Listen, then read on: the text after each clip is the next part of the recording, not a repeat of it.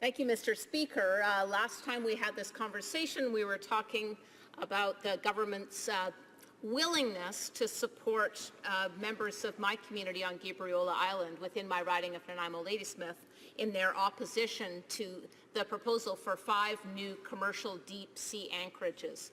These are causing great concern in my community, as is evidenced by the hundreds of petition signatures that I've tabled in this House.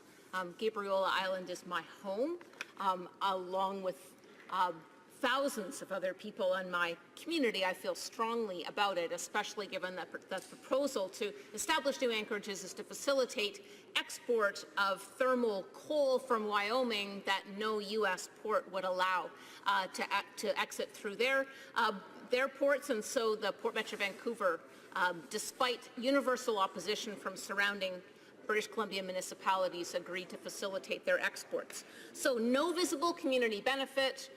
They threaten our community and our coastline. They're creating great anxiety. We do not want the Transport Minister to approve these anchorages. So not going forward with these anchorages would have multiple benefits. Number one, respect for the rights of Indigenous people. It's Nanaimo First Nations territory, and the environmental overview assessment described the process as inadequate. It said, quote, the lack of public and First Nations consultation leaves potential for significant effects to occur within societal components. Secondly, we could save our coast from an oil spill. 5 years ago, when I was chair of Islands Trust Council, 3 bulk carriers within Plumper Sound dragged their anchor, came very close to landing on the shoreline. The Department of Ecology oil spill coordinator on the Washington state side, Dale Jensen, said damage to fuel tanks on a cargo ship that side could have oiled the islands on both sides of the Canada-U.S. border. Third, cancellation would give time for the industry to fix their reputation in existing anchorages. Plumper Sound, Protection Island, and Cowichan Bay all experience ongoing visual, diesel, smoke, generator noise, excess light pollution. The industry has not chosen to mitigate any of those consequences. And again, this is all downside, no upside for these communities. Fourth, it would allow decisions to be based on science, facts, and evidence. The Conservative Party, having gutted the Fisheries Act, means that the habitat impact on fisheries in our area has not been assessed. Fifth, it would protect species at risk.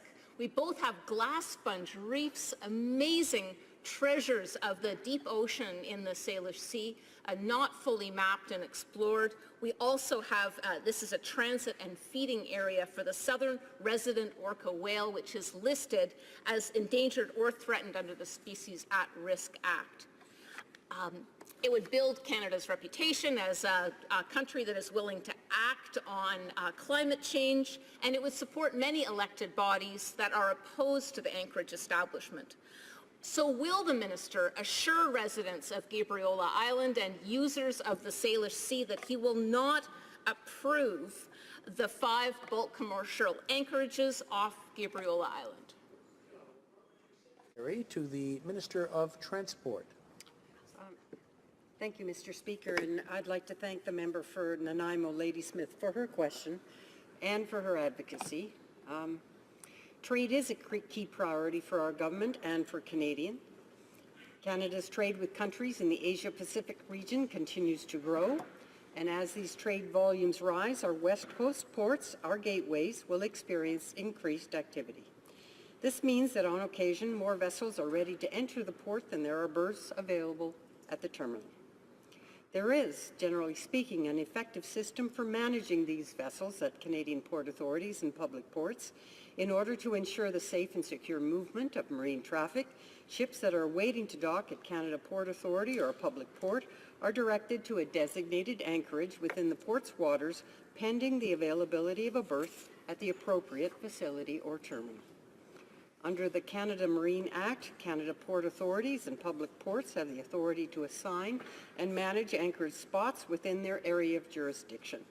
If a ship arrives at a port but no berth is available at the terminal, the port directs it to wait at a designated anchorage within the port's jurisdiction. From time to time, anchorages within a port's boundaries may be full, or a vessel may be too large for a port's designated anchorages. In these cases, the vessel would need to anchor outside the port's waters. In recent years, the West Coast in particular has seen an increase in the use of local anchorages due to high volumes of traffic. We are aware this creates significant concerns for local communities that are affected by vessel noise and lights. The Canada Shipping Act currently does not provide for the Governor and Council or the Minister of Transport to designate, approve, or manage anchorage sites in waters outside the jurisdiction of Canada port authorities and public ports. Our government recognizes that the environmental integrity of Canadian waters is essential to the well-being of our marine transportation system. Developing a process to identify and manage anchorages outside of a Canada Port Authority or a public port is one of the many important marine safety initiatives in Canada's Ocean Protection Plan.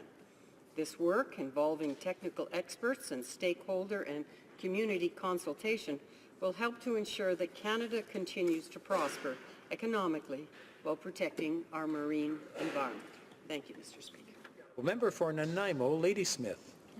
Well, I'll note again for the members' information, this is not a Canadian product or a Canadian appetite. This is not trade. This is Wyoming coal to be burned in power plants in China. This has nothing to do with Canadian benefit.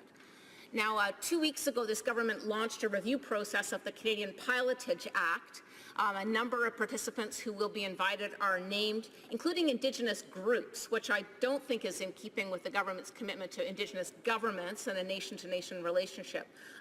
So we'll make sure that is a government-to-government relationship that's carried out. But the list doesn't mention local governments, such as the Gabriola Local Trust Committee, the Regional District of Nanaimo and Islands Trust Council, all governments that are on record as opposed to establishment of these new bulk anchorages.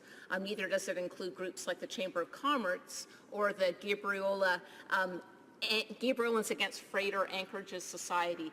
Will the minister's representative assure me that such groups who have a very strong stake in the outcome of this review will be warmly invited inside the process? The Parliamentary Secretary. Thank you, Mr. Speaker. Canada Port Authorities are critical to our trade-dependent economy and providing a safe, secure, efficient, and environmentally sustainable marine transportation system. Anchorages are an integral part of an efficient shipping and navigation system. Considering the effects the use of anchorages may have on the environment remains a priority. Under Canada's Oceans Protection Plan, we are committed to develop and implement a process to identify and manage new anchorages outside Canada Port Authorities or public ports. This will be done taking into account various risks to marine safety, security, and the environment, and will include consultation of local community stakeholders and experts. Thank you, Mr. Speaker. The Honourable